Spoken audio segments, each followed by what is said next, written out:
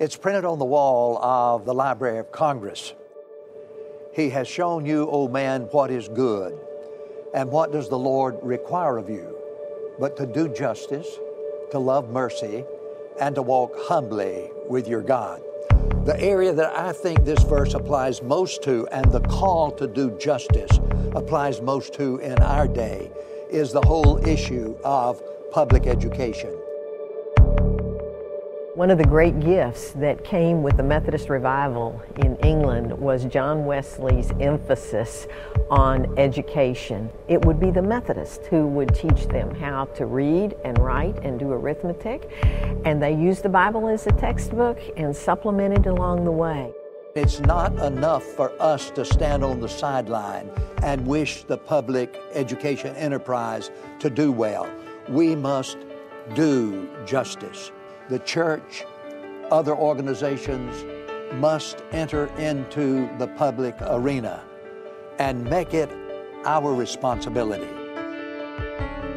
Today here in Texas, we're well aware that our public schools are struggling. We also know that the presence of a stable, caring adult is the single most important factor in the maturing of a child. The one thing that will make the biggest difference in your community is for you to somehow get involved in the public education system. I'll tell you why I say that. It's because everything that's going on in your community in terms of problems and dynamics, it's all surfacing and manifesting in the public school system. If you're going to begin in one place in your community to make an impact, I really believe it's one church adopting one school. All educators will say that the most determinative thing about the future of a child is the ability to read at third grade level by the end of third grade.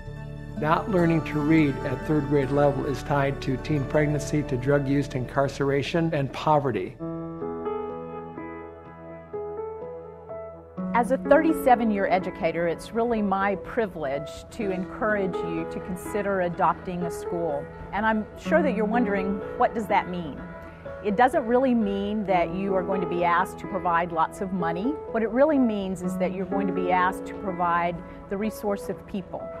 And why churches? Because people in churches have heart. They have a heart for children especially. On a campus, when a church comes in to adopt, it could be things as simple as providing candy the first day of school for the teachers. It's just the little things that make a big difference. It helps with morale. One of the benefits that we have had through our partnership with the church has been the backpack program. We have a big population of underprivileged kids. Sometimes the children come to school hungry. They don't have dinner the day before. So this backpack program has really helped them have food on the weekends, and it really does help in their academic performance. Friends, I think the day is coming.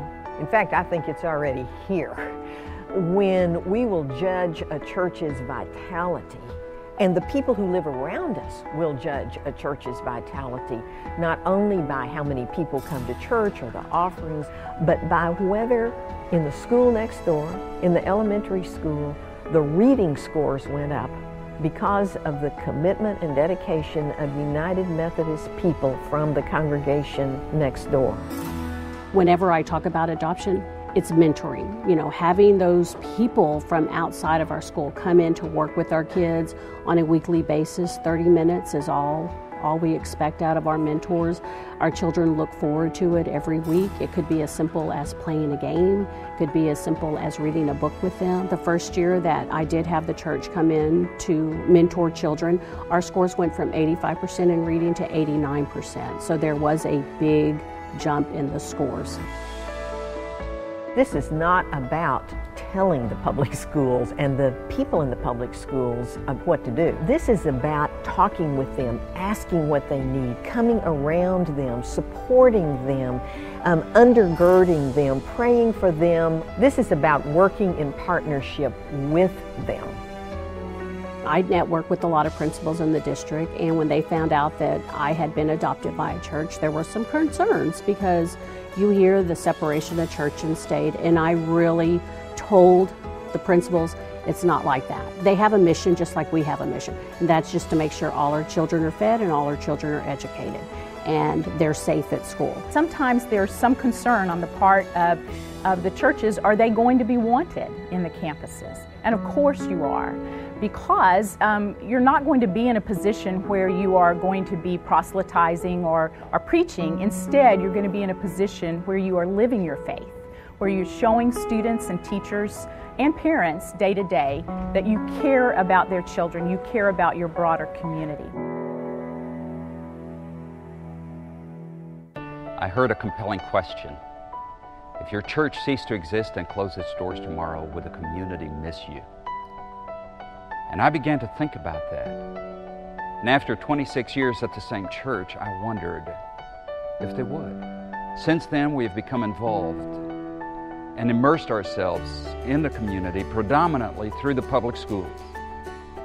We've adopted schools, we're providing backpacks, we're tutoring, we're mentoring, after-school programs. Now I know, if we closed our doors tomorrow, we would be sorely missed. We will win the favor of our communities as we serve our way into our communities again.